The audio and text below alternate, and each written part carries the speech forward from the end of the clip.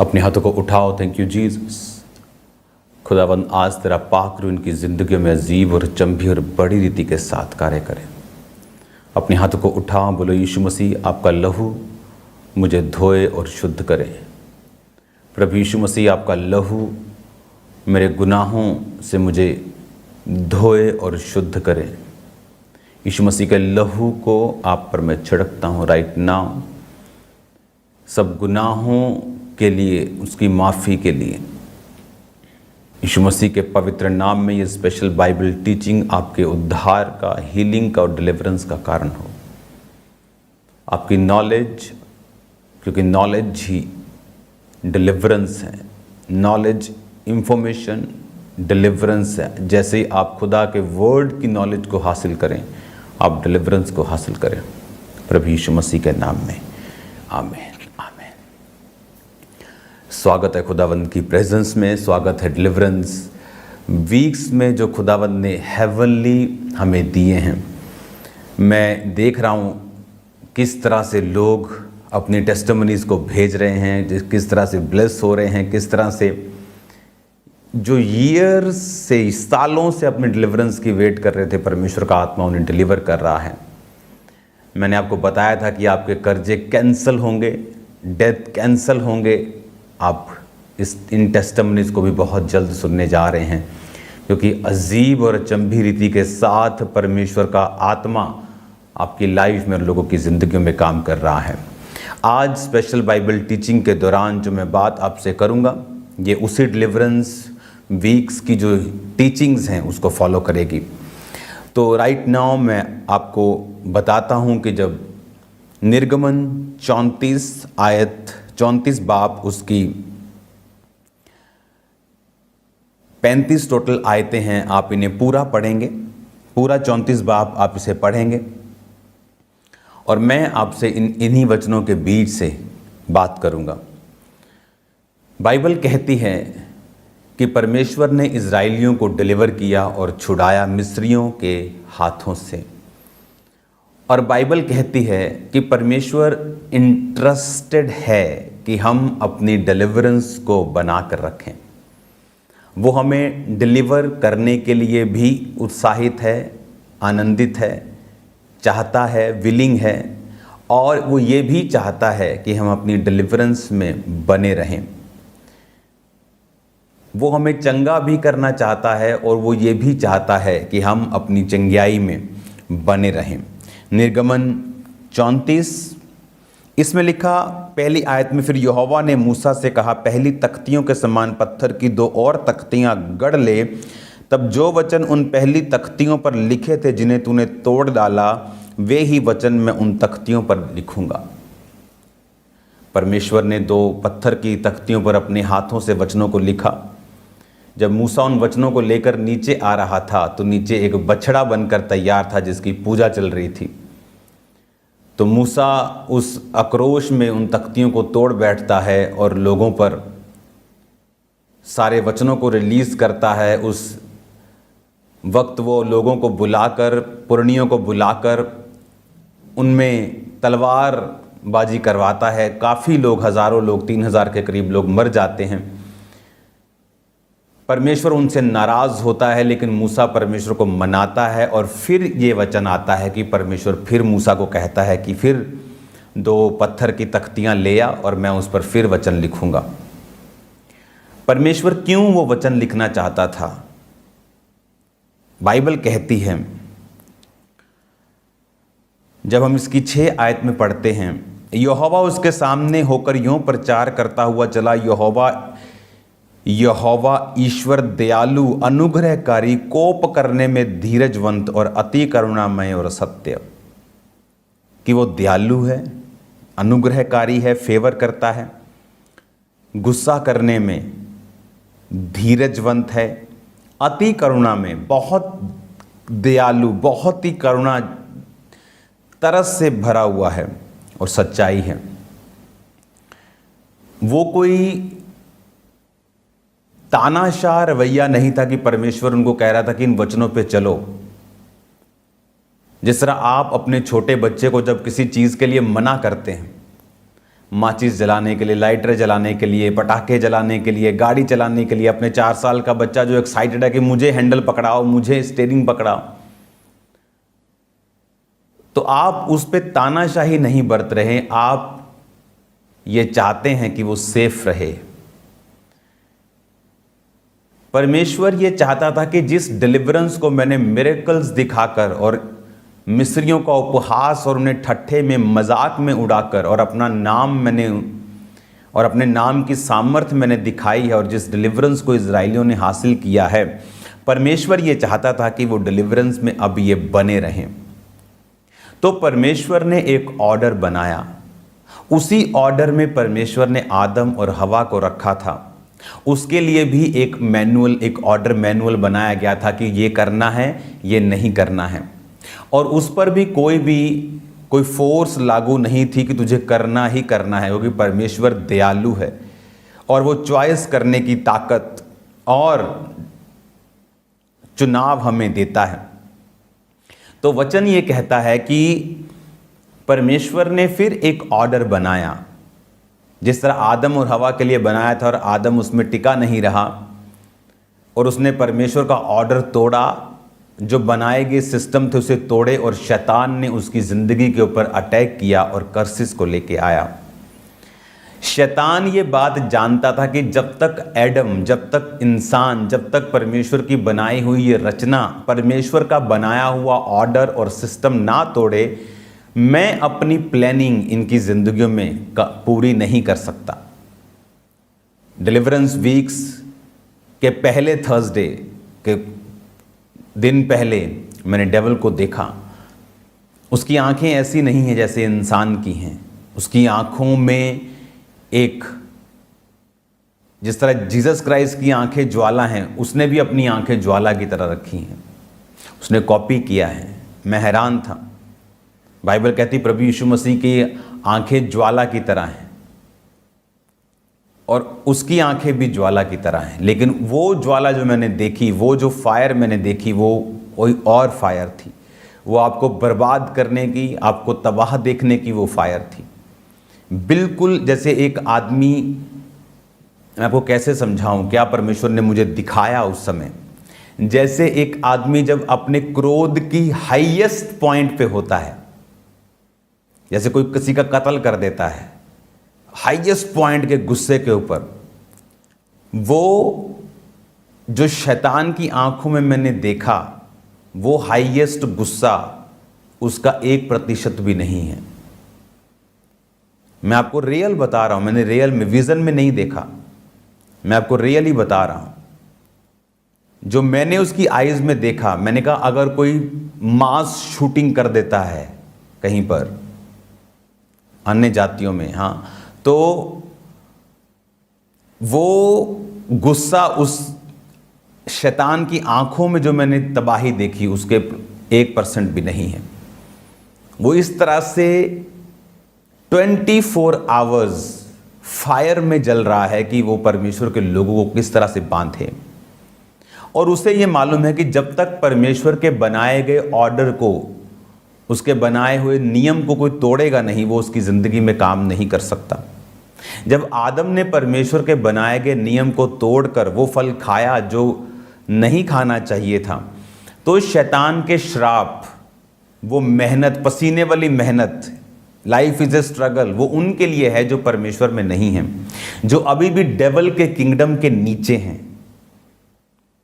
Life is a struggle for those who are still under the kingdom of devil, जो अभी भी दुष्ट आत्मा के राज्य के नीचे हैं, उनके लिए लाइफ स्ट्रगल है, क्योंकि उनको ये दिया गया है परमेश्वर की ओर से कि तू अपने माथे के पसीने की रोटी खाया करेगा, मिट्टी में ही मिल जाएगा, दुखी होकर कमाएगा। ये अभी भी अगर आप देखेंगे लोगों की लाइफ में, चाहे वो अमीर भी हों, लेकिन ये कर्ज अभी भी उनकी लाइफ में काम करता है। और परमेश्वर इस तरह से नहीं है। जब हम परमेश्वर के राज्य के नीचे आते हैं तो बाइबल कहती है वो हमारे हाथों के कामों के ऊपर बरकत देता है, हमें शक्ति देता है, हमें आनंद देता है, हमारे सुखों के साथ, पैसों के साथ वो दुखों को नहीं मिलाता। हालेलुया। अब जब परमेश्वर ने कहा कि मैं अति अनुग्रहकारी हूं, मैं तो कोप करने में धीरजवंत हूं, तो परमेश्वर उस पर रेवलेशन मूसा को दिखा अपना आप बता रहा था कि मैं अति करुणा में हूं। या आप रास्ते में कोई भिखारी जाता है और आप उसको पैसा देते हो, साथ वाला बोलता है यार छोड़ ये बंदा है, इतना नीडी नहीं है, लेकिन आप कई बार लोग अति करुणा में होते हैं, कोई बात नहीं, अति करुणा में परमेश्वर कहता है मैं अति करुणा, जो अति करुणा में है, जिसने करुणा की अति कर दी है, जो एक्स्ट्रा दयालु है, वो तानाशाह नहीं हो सकता। तो परमेश्वर ने ये तख्तियों पर नियम जो लिखे, इसलिए नहीं लिखे कि आप दुखी हों, इसलिए लिखे कि शैतान जो आपकी लाइफ में करना चाहता है वो इसे ना कर पाए। हालेलुया। क्योंकि स्पेशल बाइबल टीचिंग में, रोज की रोटी में हमारे पास ये समय होता है कि हम इसको खोल कर समझ सकें और मैं आपको खोल के समझा सकूं। थर्सडे डिलीवरेंस मीटिंग की शुरुआत हुई, संडे आपने फिर वचन सुना। ये थर्सडे ले हैंड होगा, चाहे बारिश हो, चाहे पानी हो, कुछ भी हो। अगर बारिश हुई सुबह ही तो अंदर मीटिंग होगी, चर्च के अंदर भी 25-30 हज़ार लोग बैठते हैं आराम से। तो बारिश हो, कुछ भी हो, ये मीटिंग पे ले हैंड होगा। तो आपके छोटे से छोटा बच्चा भी उस समय मीटिंग में होना चाहिए, ले हैंड में। हालेलुया। क्योंकि ये डिलीवरेंस वीक्स हैं, आप सेम नहीं रहेंगे यीशु के नाम में। तो अब जब परमेश्वर ने कहा तो मूसा ने लिखा, पृथ्वी की ओर झुककर दंडवत किया, 8 आयत में। अब 11 आयत में लिखा, जो आज्ञा मैं आज तुझे देता हूं तुम उसे मानना। देखो मैं तुम्हारे आगे से एमोरी, कनानी, हित्ती, परिज्जी, हिब्बी, यबूसी लोगों को निकालता हूं। सावधान रहना, जिस देश में तू जाने वाला है उसके निवासियों से वाचा न बांधना, ऐसा ना हो वह तेरे लिए फंदा ठहरे। उनकी वेदियों को गिरा देना, उनकी लाठों को तोड़ डालना, उनकी अशेरा नामक मूर्ति को काट डालना, क्योंकि तुम्हें किसी दूसरे को ईश्वर करके दंडवत करने की आज्ञा नहीं, क्योंकि यहोवा जिसका नाम जलनशील है वो जल उठने वाला परमेश्वर है। परमेश्वर उससे कह रहा था कि तुम जिस देश को मैं तुम्हारे वश में करने वाला हूं उनके साथ वाचा मत बांधना, अपनी बेटियां शादी में मत देना, उनकी बेटियां शादी के लिए मत लेना, उनकी मूर्तों को मत पूजना, उनको दंडवत करने की तुम्हें आज्ञा नहीं। यहोवा जलनशील है, वो जल उठने वाला परमेश्वर है, वो जेलसी रखने वाला परमेश्वर है। हालेलुया। जिस तरह आप नहीं चाहते आपका पति किसी और के पास जाए, उसी तरह से परमेश्वर जो हमारा पति है वो ये चाहता है कि उसकी पत्नी उसके साथ फेथफुल रहे। कहता मैं जल उठने वाला परमेश्वर हूं, मैं जलनशील परमेश्वर हूं। क्योंकि अगर आप रियल लव करते हैं, आपके अंदर ये पवित्र जलन भी होगी, चाहे वो परमेश्वर के लिए है, चाहे परमेश्वर की आप लोगों के लिए है। परमेश्वर ने कहा तुम दूसरों को ईश्वर मानकर दंडवत ना करना।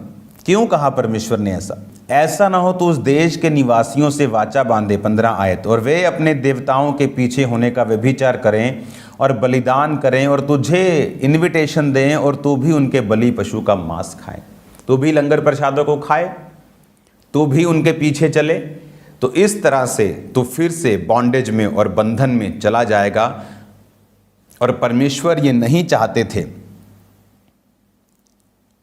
कि हम पर फिर से उन बंधनों में जाएं। ये परमेश्वर की मर्जी थी कि अगर तुमने डिलीवरेंस हासिल की है तो उस डिलीवरेंस में तुम बने रहो।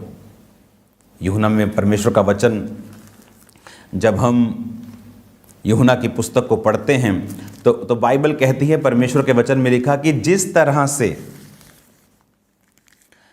3 यूहन्ना 1 उसकी 2 आयत, हे प्रिय मेरी ये प्रार्थना है जैसे तू आत्मिक उन्नति कर रहा है वैसे ही तू सब बातों में उन्नति करे और भला चंगा रहे।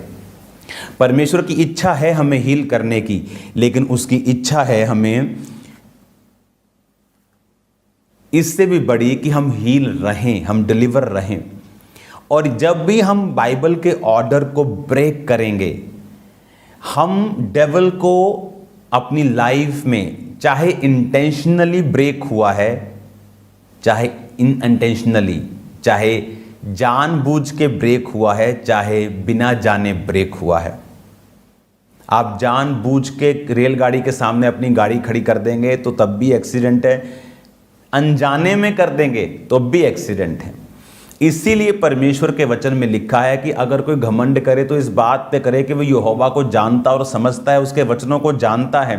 क्योंकि जैसे ही आप वचनों को जान जाएंगे और समझ जाएंगे, ये डेविल के लिए आपकी लाइफ में एंट्री पॉइंट रखना और फिर आपकी लाइफ में काम करना पॉसिबल नहीं होगा। यही वचन पॉइंट्स में हम थर्सडे समझेंगे और उसके बाद ले हैंड होगा। और उसके इन बिटवीन आज मैं आपको आपकी ग्राउंड को रेडी करूंगा और आपको थोड़ा डीप समझाऊंगा कि क्यों परमेश्वर ने ऐसा करने के लिए बोला। क्योंकि परमेश्वर ये चाहता है वचन के मुताबिक कि हम भले और चंगे रहें, कि अगर हमने चंगाई पा ली है, भलाई पा ली है, हम उसमें मेंटेन रहें। परमेश्वर की ये मर्जी है कि शैतान हमारी ज़िंदगियों में कार्य ना कर सके। लेकिन बाइबल कहती है आदम ने उस ऑर्डर को ब्रेक किया। परमेश्वर यीशु मसीह ने उस ऑर्डर में बने रहकर परमेश्वर की आज्ञाकारिता को किया और आज हम सब जब परमेश्वर यीशु मसीह को कबूल करते हैं, हम उसी आज्ञाकारिता की संतान बन जाते हैं और परमेश्वर की ब्लेसिंग्स हमारे जीवन पे आती हैं। और फिर प्रभु यीशु मसीह हमें अपने वचनों को देते हैं और फिर हम उसी ऑर्डर के नीचे आते हैं जो परमेश्वर ने अब हमें नए नियम में दिए हैं। और जब हम उन वचनों पे चलते रहते हैं तो डेविल हमारी लाइफ पर किसी भी तरफ से काम नहीं कर पाता। आप, बाइबल कहती है, बुरे होकर अपने बच्चों को अच्छी वस्तुएं देना जानते हैं। क्या आप ये चाहते हैं, चाहे आपके 10 बच्चे हों चाहे 1 हो, कि आपका बच्चा 4 तरफ से ब्लेस्ड रहे लेकिन उसकी लाइफ में एक प्रॉब्लम रहे? वो पैसे में बरकत पाए, उसकी अच्छी मैरिज हो जाए, उसका बिजनेस अच्छा हो जाए, बस उसकी टांग दुखती रहे, उसका सिर दुखता रहे। आप ऐसा नहीं चाहेंगे। आप ये चाहेंगे कि वो हर तरफ से ब्लेस्ड हो, हर तरफ से सुरक्षित हो, हर तरफ से आशीषित हो। उसी तरह से परमेश्वर भी ये चाहता है। तीसरा यूहन्ना उसकी 1 उसकी 2 में अगर आप पढ़ेंगे कि वो परमेश्वर चाहता है कि आप भले और चंगे रहें, आप मेंटेन करके रखें अपनी ब्लेसिंग्स को। और इसीलिए परमेश्वर ने हमें वचनों को दिया है। और जब हम वचनों को फॉलो करना शुरू करते हैं, हम ऑर्डर को मेंटेन करना शुरू करते हैं, हमारी लाइफ जो है वो सेम नहीं रहती। हालेलुया। कल हम वचन को कंटिन्यू रखेंगे और मेरा बिलीव है कि आप ये रोज की रोटी के वर्ड को सुन के जब थर्सडे आप ले हैंड के लिए तैयार होंगे, क्योंकि थर्सडे वचन और तुरंत उसके बाद ले हैंड स्टार्ट हो जाएगा। तो वो सारी रात चलता है, 4 बजे तक, 2 बजे तक, 1 बजे तक, कोई टाइम बाउंड नहीं। लेकिन मैं जानता हूँ खुदावंद आपको प्रिपेयर कर रहा है, तैयार कर रहा है एक बड़ी डिलीवरेंस के लिए, बड़ी बरकत के लिए। हालेलुया। तो मैं एक्सपेक्ट कर रहा हूँ बहुत बहुत बहुत बड़े काम उस दिन होने वाले हैं यीशु मसीह के नाम में। और आप इनवाइटेड हैं यीशु मसीह के नाम में। बारिश हो ना हो, बारिश हुई तो चर्च के अंदर छत के नीचे मीटिंग होगी, बहुत बड़ा हॉल है वो। तो गेट रेडी, तैयार रहो यीशु मसीह के नाम में। और बाइबल टीचिंग जो आप सुन रहे हैं, इसको नोट करते रहें, इसको समझते रहें, अपने माइंड को मेडिटेशन में, प्रेयर्स में एक मन होकर परमेश्वर के वचन का ध्यान करने के लिए अपने मन को लगाएं। आप सेम नहीं होंगे यीशु मसीह के नाम में। इस वर्ड को हम कल कंटिन्यू जारी रखेंगे। शाम की प्रेयर माउंटेन में मिलते हैं खुदावंद की प्रेजेंस में। अपने हाथों को उठाओ, अपनी आंखों को बंद करो। खुदावंद ने बरकत दे, इन्हें ब्लेस कर। खुदावंद तेरा वचन की ज़िंदगी में 100 गुना फलों को लेके आए, प्रभु यीशु मसीह के नाम में। आमीन, आमीन। God bless you all.